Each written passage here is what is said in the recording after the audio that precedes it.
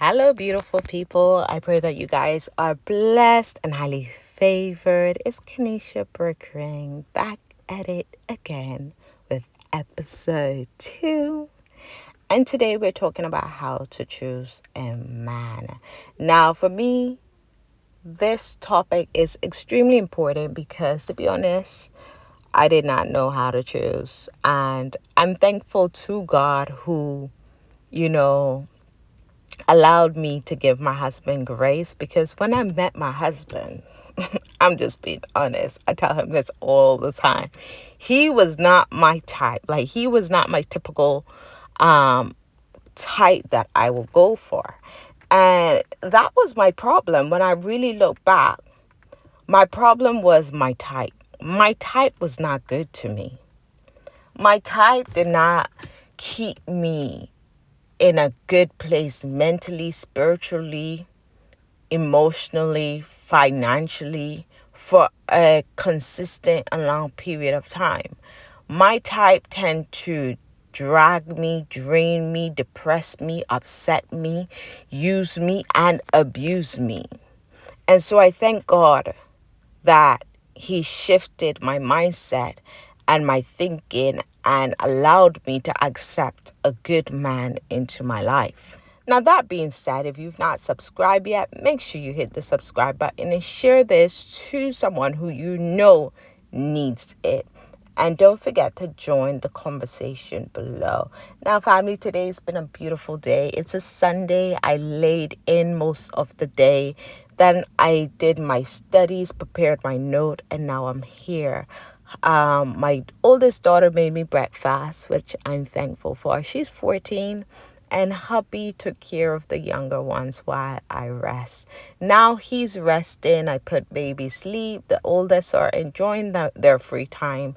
And I'm here in the car speaking to you guys because it's the most quietest. But let me ask you, what is your type? And is your type good for you? Have your type been successful to you? Because mine sure wasn't, right? And our type tend to be how the person look, how the person smell, what their smile is like, their skin tone, their figure. But can I just press to you that maybe your type is your problem? And maybe just a suggestion that you need to go deeper, right? And look at the heart of your type. What does your type value? How does your type speak?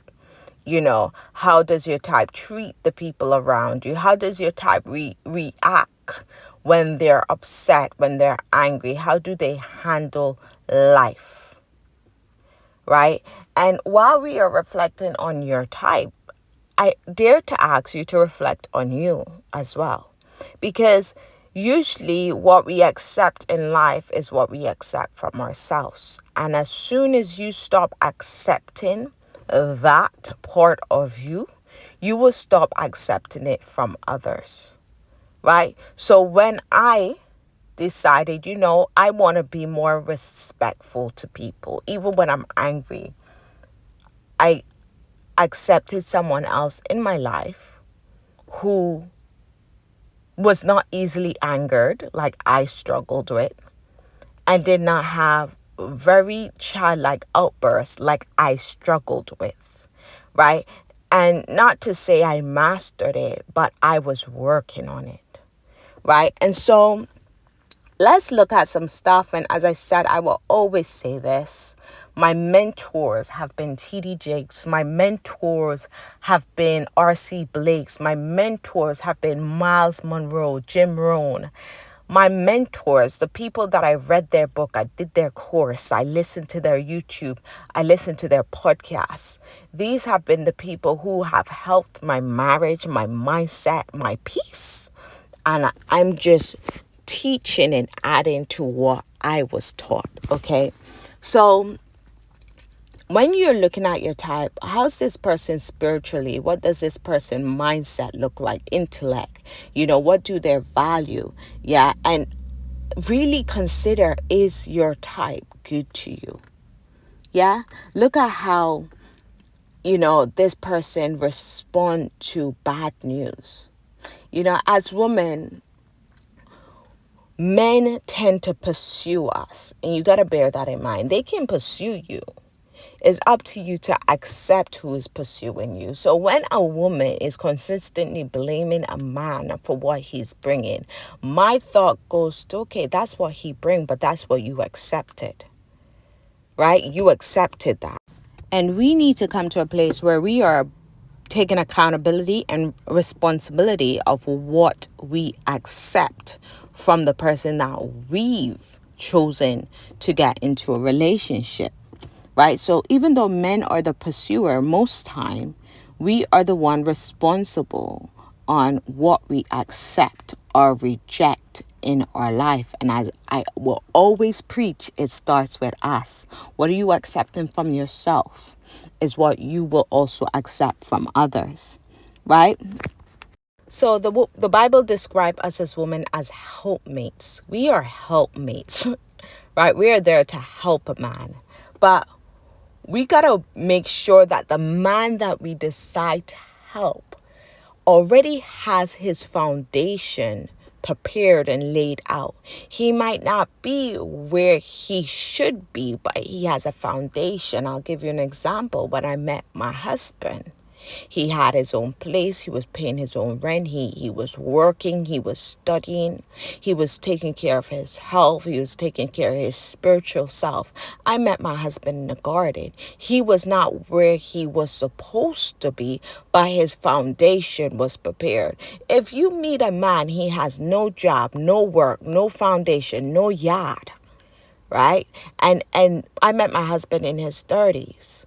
Okay, maybe if you guys are young and starting out, that's a different story, different expectations. But if this man is up in his age and he don't have his own place, he's not working consistently, he's not paying his rent, he's asking you for money, this and that, you got to really consider, can you help this man? Can you help this man? Because if he's up in his age and he still need foundational help, you got to consider, is this what I want for myself?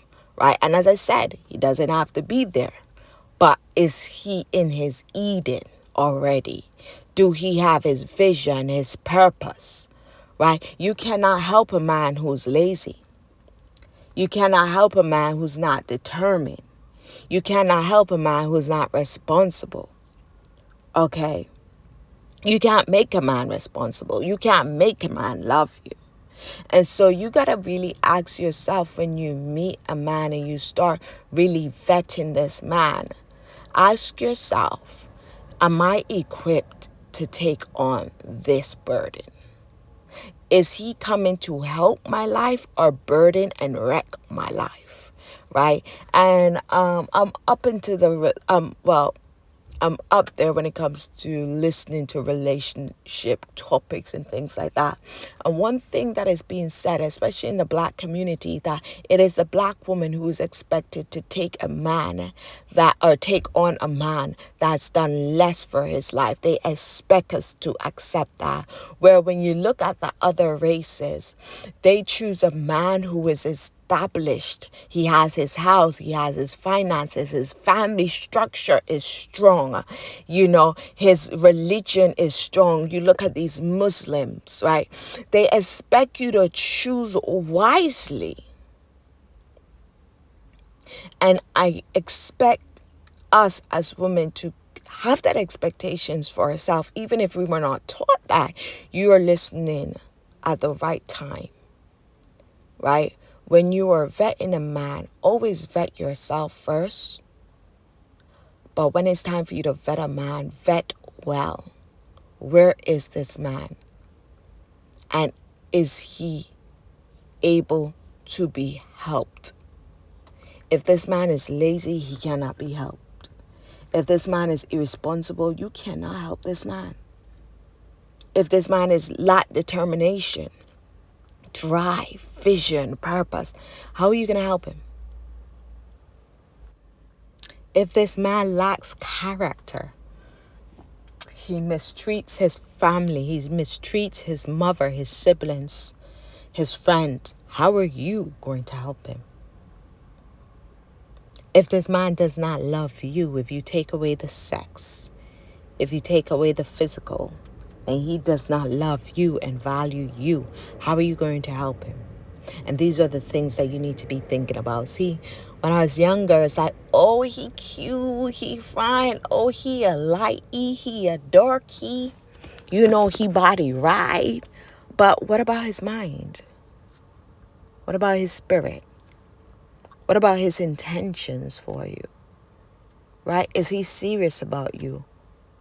Right? Or is he going to make someone else make the decision on whether he will settle down with you or not? I love how Miles Monroe put this. He said, women are incubators. So whatever you give a woman, she multiply. You give her a seed, she give you a baby. You give her a house, she makes a home. You give her groceries, she make a meal. You give her frustration, she drive you crazy, okay? I love how Miles Monroe put that. So when you look at the men that you are vetting, what can he give to you that you can multiply? And what you're multiplying, would it benefit you and him? Or would it just frustrate you? Right? Think about these things. When we look at Adam and Eve, right? I think it's R.C. Blakes that said this. When you look at Adam and Eve, Miles Monroe said this as well. Adam was already doing his work. He was already submitted to God. He was already walking in his purpose. He already had a home provision. He already knew he was who he was. He already knew God, right? So when Eve was presented to him, Eve was presented for help and for favor. She was not presented to give him work, to lead him to God, to give him provision, to provide. She wasn't presented in such a way. And being married for 8 years, we've had ups and downs in our relationship and our marriage. And I found that these past year, 2 year, where I am more focused on home, the children, myself, when I'm really in the element of a wife and femininity, that my husband functioned better. And so when we look at the way society is now, where the woman is working, and I understand that some families just have to be like that. But my thing is, your end goal don't have to be that way. Your end goal don't have to be that you both are working, right? You guys can plan and prepare for an investment to take over your work payment. And so you are no longer going paycheck to paycheck, but you have a investment that is paying you out monthly, that your work was paying you out monthly, right? You don't have to start that way. But when we were studying together and I was working, my husband was working, when things were not clear, right? Roles were not clear, right? There was more frustration and, dysfunction in our home. But as things became clear, where my husband is doing the work outside the home, I'm doing work inside the home. Do I have my side hustles? Yes, but my main focus is home, making sure the house is in order, the kids are in order, food is prepared, the house is sorted, and my husband go out and come in, he has his meal, he has a clean place to lay his head, he's at peace. I found that the house run smoother. I found that my husband was more determined and more willing to do more for me as his wife, for his children, and he could rest in the peace that his house and his home and his family is good. What am I saying here? I'm saying that know your roles, and understanding your roles will really benefit you. Now, obviously, we're going We're 9 years together, going 8 years next month married. So we've had a long time to really sort things out and organize things. Are we perfect? No, we still have our issues, but things are better, right? So what I'm saying to you, when you're vetting a man, vet a man that is already in his element. He already know who God is. He already have his own place. He already has his career in order.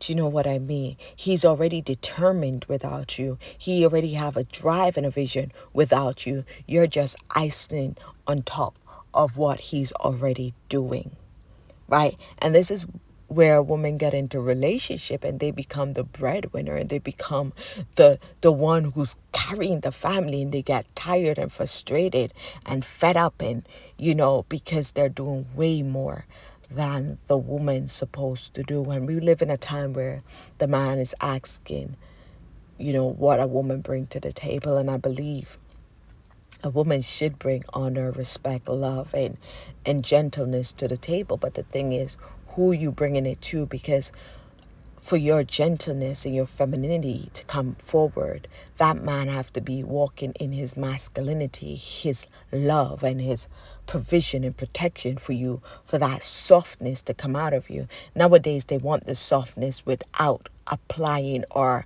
effectively earning that softness, right? And they wonder, most of us are broken. We're going to get into this. Most of us are broken already.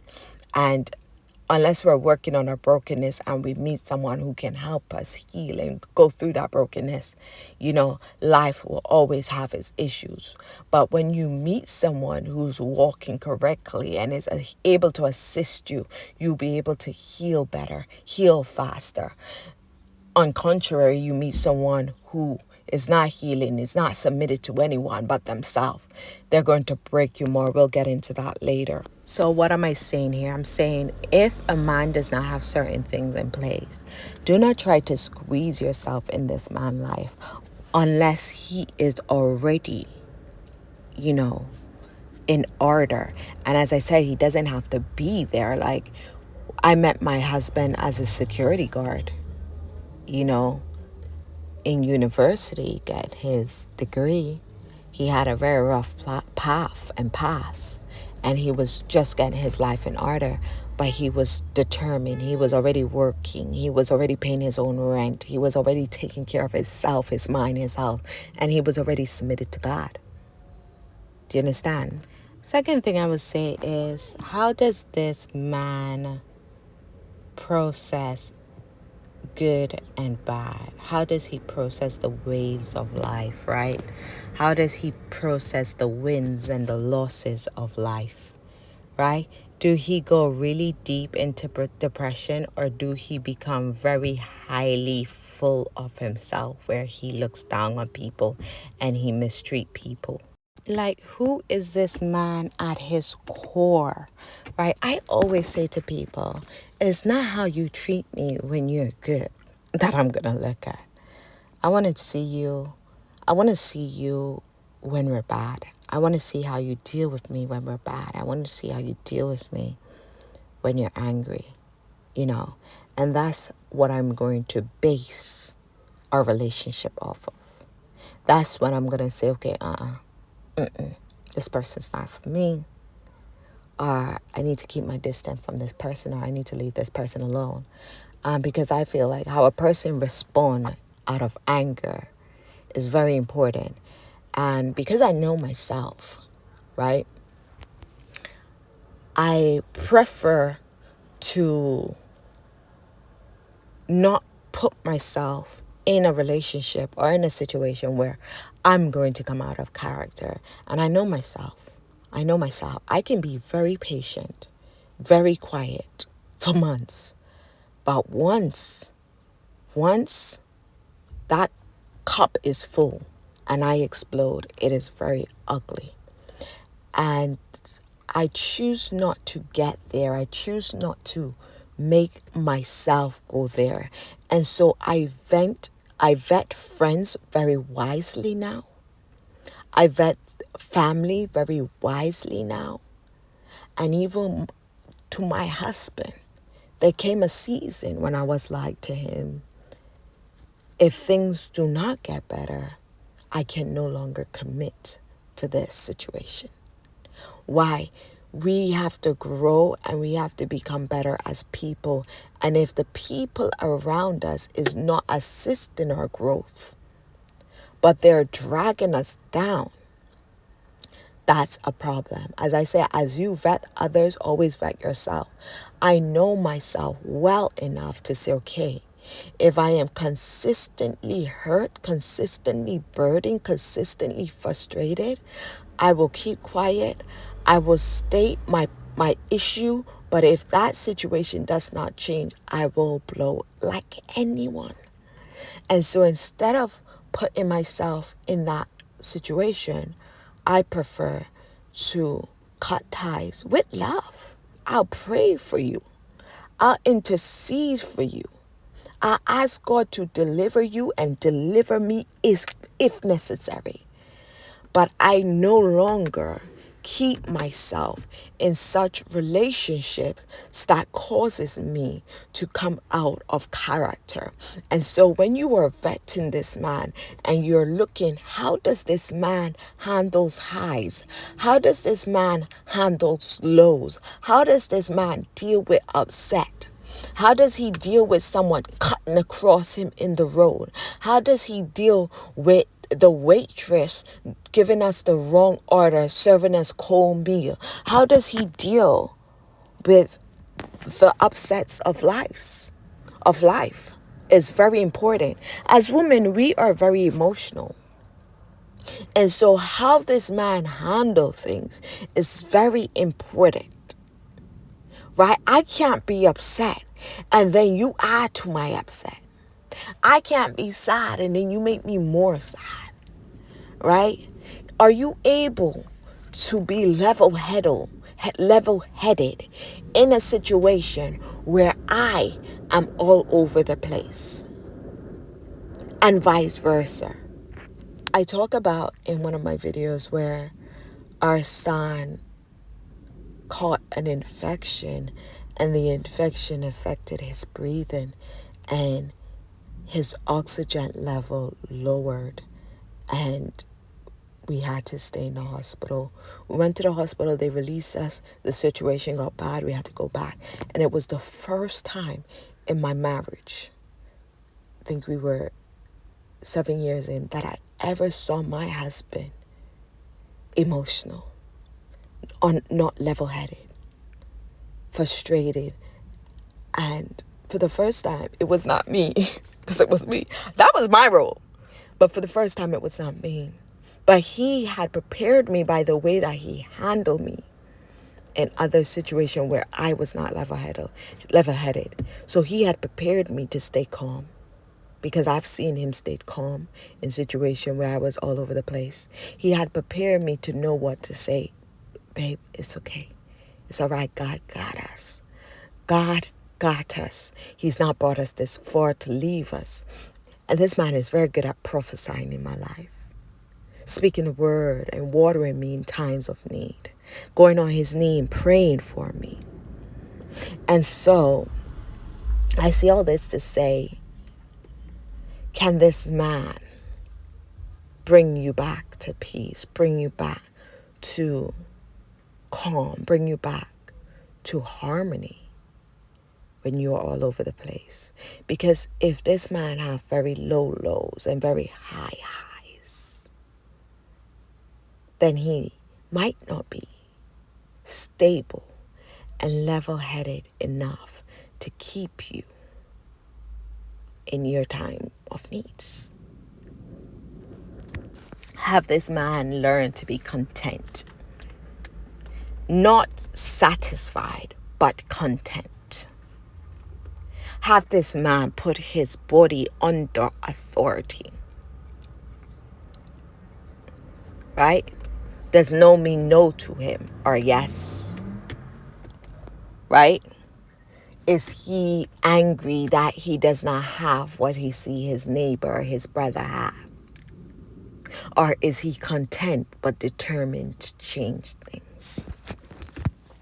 See, what I learned about masculinity is that they have their emotions under control. It's not that they don't have emotions, that they don't feel. It's just that they have it under authority and they have it under control, right? And I've seen my husband grow in this area. Listen, when a man is moving in masculinity, you can't help but rest in femininity. And when you see a woman in her masculine and she's married or in a relationship, that means that the man she's with is in his feminine, and that's a problem.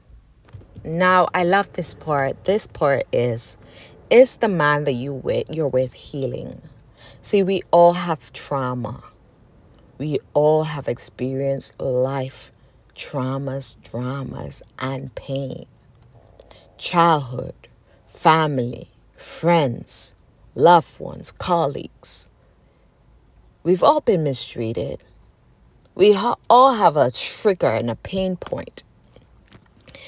But is he aware of that? And is he doing the work to heal and to become better? Is he submitting himself to God? Is he surrendering to God? Is he praying and fasting, consistently? But most importantly, is he getting the help that he needs? Right? Is he getting the help that he needs? Is he learning his triggers, his pain point? And is he getting the help he needs to intentionally become better as a man, as a person, as a father, as a husband? Right? These are the questions. Is he learning to deal with his anger, his temper, his nasty mouth? Right? And as you're vetting this man, please vet yourself. Right? Is he learning to handle, right, the abusive, verbally, emotionally, spiritually, financial? Is he learning to handle his abusive ways? I believe anyone who has abusive ways, once they become aware of it and they are willing, they can become better. I've seen it in our marriage on both parts. We both were raised in very,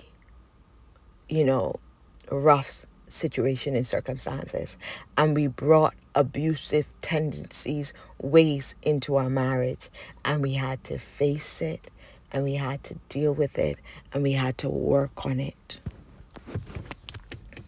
Right? What I'm teaching you all, I did not know till after I got married.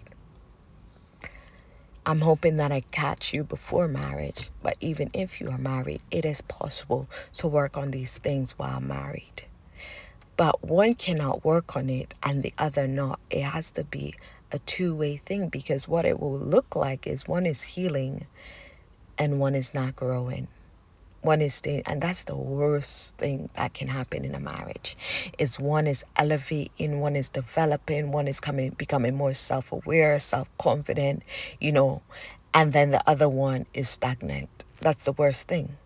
There's this quote and it says, "I love you, but I cannot grow with you."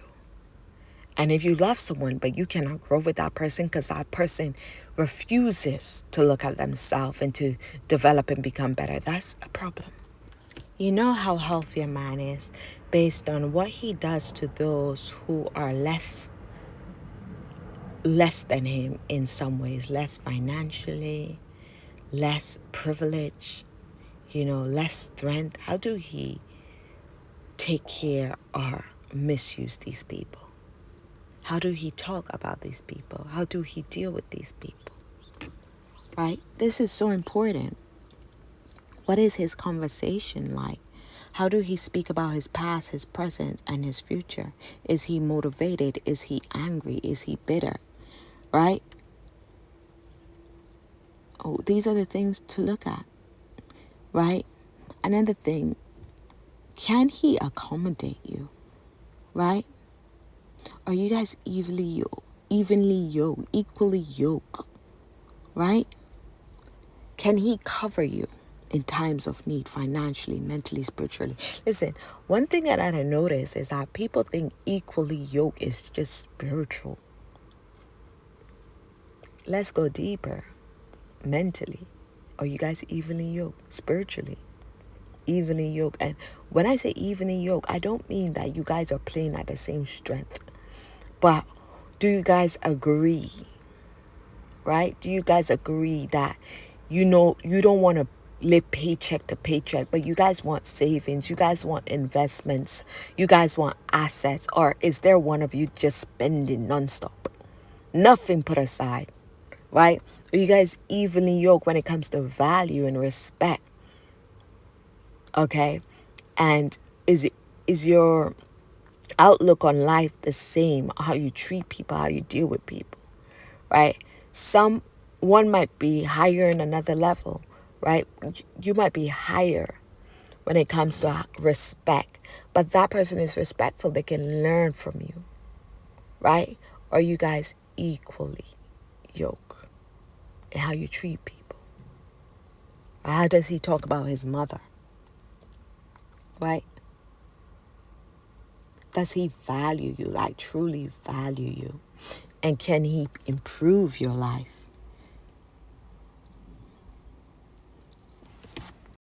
Does he has the emotional intelligence and self-awareness and understanding to learn his wife, to learn her triggers, to learn what she like, what she don't like, and to implement this in serving her, right?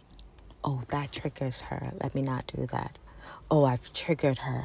How can I fix this? Right? Can you trust and relax in his presence? Is he secure enough for you to walk in your gifts, right? Is he secure enough for you to walk in your gifts and him to encourage you and push you for more? Is he mature enough to understand the importance of the contribution you bring to the marriage, to the relationship, right? What is his energy like, right? When it comes to him going and making the money, you staying home and taking care of the home. We have this conversation where men are getting angry that women are staying home taking care of the home and they have to go and make the money and they want that role to switch. Right? This is the world that we're living in today. And they do not understand the contribution. You think if you had a choice, your choice would be, let me go and, get pregnant and give birth in pain and give up my career and my money to be at home all day, every day. Making sure there's food on the table, the house is clean, the children are good, you're good. You're comfortable, you're happy. And they don't understand that if not for you, they'll have to pay for a babysitter. They'll have to pay for a cook.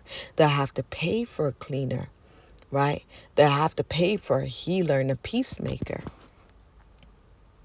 Do they understand your value, right? And are they in their masculine enough to respect and value what you bring? And are you walking in that? Listen, me and my husband, we were studying together when we met. And when we met, and we got together and he married me. My second year, which was our second year, he wanted a baby. Right? So when I think about it, I'm studying, I'm a wife, I'm taking care of the house, the home, and I'm pregnant. To think about the sacrifice of a woman and the fact that some men devalue what a woman contributes to running a home, it's very sad. And so you want to make sure that this man is going to value the things that you bring. right? He's not going to expect you to match him, right? But he will value what you bring, and vice versa, right? I was watching this man, I can't remember his name, and he's like, we'll have someone in our life, and this person will be doing 80% to make us happy, and we will come out and someone is doing 20%, and we will leave the 80% for the 20%, only to realize way down the line that you were at your happiest because that person brought the 80%. And so never devalue the 80% just because you want the 20. What you can do is have the conversation for that 20% to be met. Now, when you're vetting a man and you're just looking at the outside, you got to think, okay, 10 years in, 5 years in, 3 years in, can we still, bring a spark to each other? Can we still vibe with each other? And if you get with someone who's cute and everything, but ain't really very intellectual and wise, how are you going to have those conversations, those long conversations? How are you going to have those nice vibes if this person have no wisdom, no intellect, no vision, nothing, right? And I'm going to leave this here. The last thing I'm going to say is, does this man want you? Does he want you in his life? Right? And I'm not talking about sex when you put the sex aside. Is he searching for a wife? Is he searching for something that is long term? Someone he can commit to and build a lifetime with? Or is he searching for someone to use, abuse, and throw away? These are the questions you need to ask, family. I'm going to leave this here. I hope that this video blessed you, and I hope to hear from you guys. So do not forget to subscribe and join the conversation below. Share to someone that you think this video will bless. God bless. You can get my book, Suicide or Life, from Amazon. Keep an eye out for I Chose Life, and for my third book, Prophetically Prepared for Marriage. God bless.